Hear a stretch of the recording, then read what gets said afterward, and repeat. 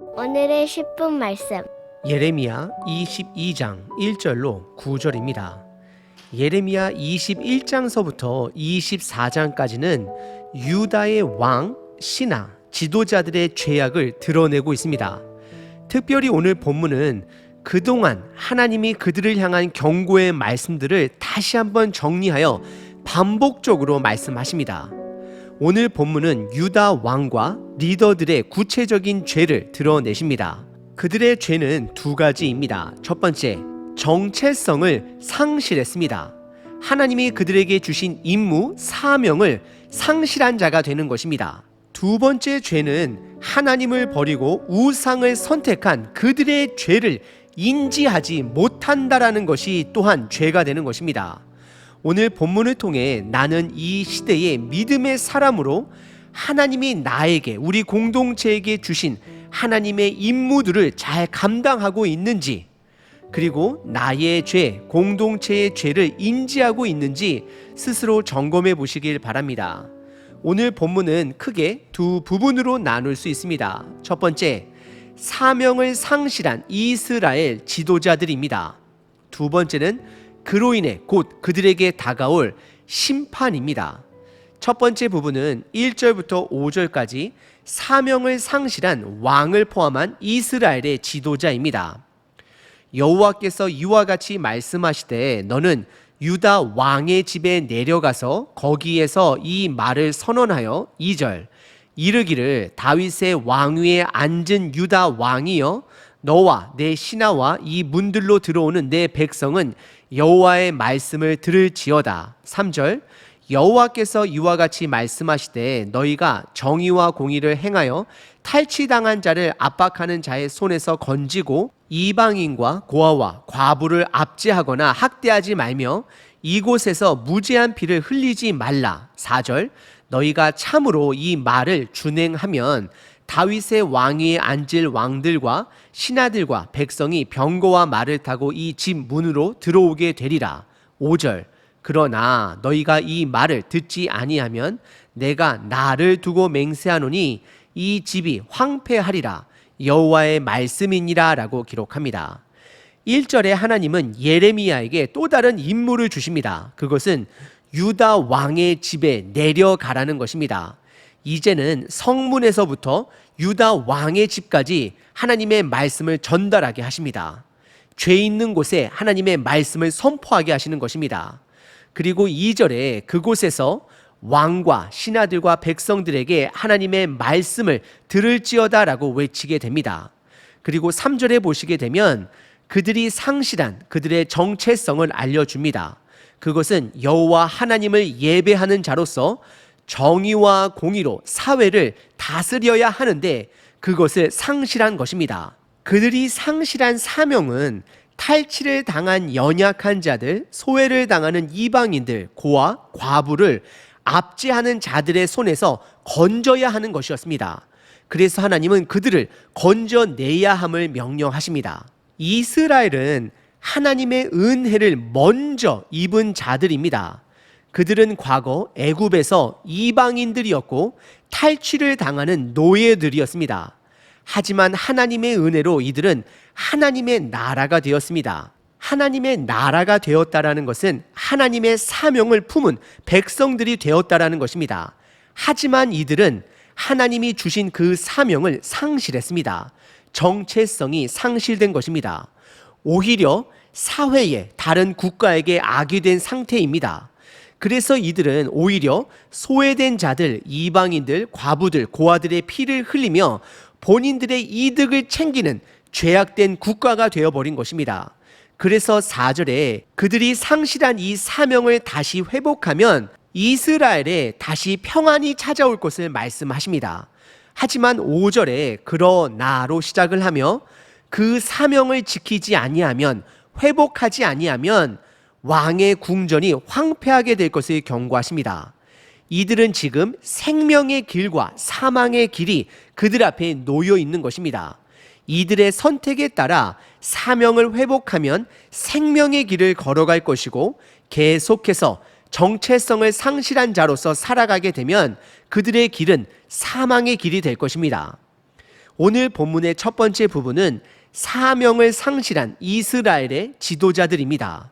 두 번째 부분은 사명의 상실로 인해 곧 다가올 하나님의 심판입니다. 6절부터 9절입니다. 여호와께서 유다 왕의 집에 대하여 이와 같이 말씀하시느니라. 내가 내게 길르앗 같고 레바논의 머리이나 내가 반드시 너로 광야와 주민이 없는 성읍을 만들 것이라. 7절. 내가 너를 파멸할 자를 준비하리니 바벨론이 되는 것이죠. 그들이 각기 손에 무기를 가지고 내 아름다운 백향목을 찍어 불에 던지리라. 8절. 여러 민족들이 이 성읍으로 지나가며 서로 말하기를 여호와가 이 큰 성읍에 이같이 행함은 어찌 됨이고 하겠고. 9절. 그들이 대답하기는 이는 그들이 자기 하나님 여호와의 언약을 버리고 다른 신들에게 절하고 그를 섬긴 까닭이라 하셨다 할지니라 라고 기록합니다. 6절에 하나님은 예레미야를 통해 여전히 왕에게 심판의 말씀을 전하고 있음을 드러내십니다. 6절 하나님의 경고의 말씀은 유다 지역에서 큰 나무 백향목이 있는 두 지역으로 잘 알려진 길르앗과 레바논을 거론하시며 그 지역에서 가지고 온 백향목으로 지은 멋진 왕궁에 너희들이 살지만 그것을 황폐하게 만들겠다 말씀하십니다. 그리고 7절에 보다 구체적으로 예루살렘 성을 파멸할 바벨론 이방 국가를 준비하셨다 말씀하시며 그의 손으로 백향목으로 지은 아름다운 성읍을 찍어 불에 던지겠다 말씀하십니다. 하지만 안타까운 구절은 8절과 9절입니다. 8절에 보시면 여러 나라들이 이 큰 성읍이 예루살렘이 이같이 파괴되면 어찌 됨인가 라고 묻게 될 것입니다. 하지만 9절에 오히려 이스라엘 백성들은 그들의 죄를 그들이 왜 멸망당하는지를 보지 못하고 죄를 깨닫지 못합니다. 오히려 9절에 보시면 다른 민족들이 그 이유를 고백합니다. 그것은 이스라엘 백성들이 여호와의 언약을 버리고 우상신을 선택한 까닭에 하나님의 심판이 그들에게 임하였다라고 고백을 합니다. 이것은 참으로 안타까운 사실입니다. 그래서 바로 전장 21장에서 이스라엘이 살 길은 하나님이 말씀하신 그 심판을 받아들이는 길이다. 바벨론에게 황복하는 길이다라고 말씀하셨습니다. 즉 무엇 때문에 심판을 받는지 알고 참회를 하는 길이 생명의 길이다라고 말씀하는 것입니다. 하지만 이스라엘은 여전히 그들의 죄를 보지 못하고 있습니다.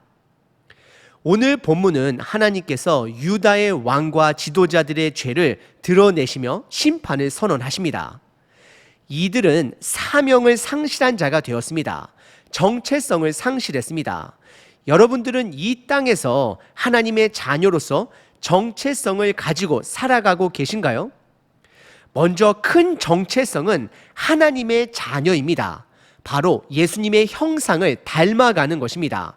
구체적으로 말씀드리면 첫 번째, 하나님이 나에게 이 땅에 사명을 주셨다라는 것을 인지하는 것입니다. 내가 하나님의 자녀인 것을 깨닫는다라는 것은 나에게 하나님이 주신 사명이 있음을 깨닫는 것입니다.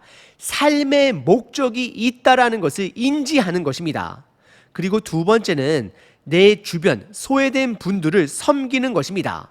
내가 좋아하는 사람, 나에게 잘해주는 사람, 내가 무언가를 섬겼을 때에 나에게 다시 섬김을 돌려줄 수 있는 사람들을 섬기는 것이 아닙니다. 그런 것은 세상 사람들도 섬기는 것입니다.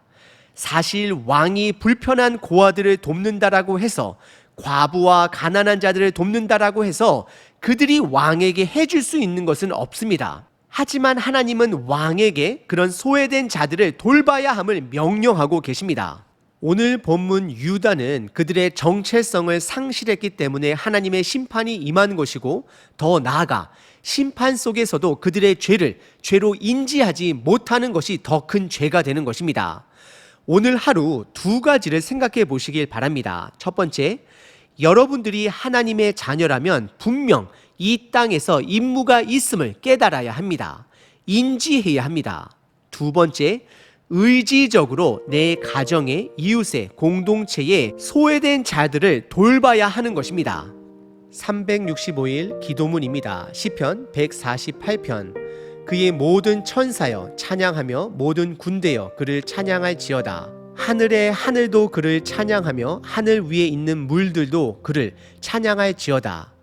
찬양 받기에 합당하신 하나님 아버지, 모든 천사보다 나를 더 낮게 여기신 아버지를 찬양합니다. 전혀 자격이 없는 자를 사랑하시기로 결심하신 그 사랑을 찬양합니다. 천지의 모든 피조물이 주님을 찬양하고 있으나 나의 입만 다물고 있지는 않은지 돌아봅니다. 나도 입을 열고 다른 사람을 섬기며 하나님을 찬양하겠습니다. 그 크신 아버지께서 내 인생을 아름답게 이끄시고 계심을 찬양합니다. 능력 위에 능력을 가지신 여호와 하나님을 찬양합니다. 남을 흉보고 욕하는 모든 시간을 하나님께 반납하고 주님을 찬양하길 원합니다. 세상의 수많은 남의 이야기를 멈추고 하나님의 이야기로 남을 섬기며 주님을 찬양합니다. 숨쉬는 모든 순간 감사하며 찬양합니다. 예수 그리스도의 이름으로 기도합니다. 아멘.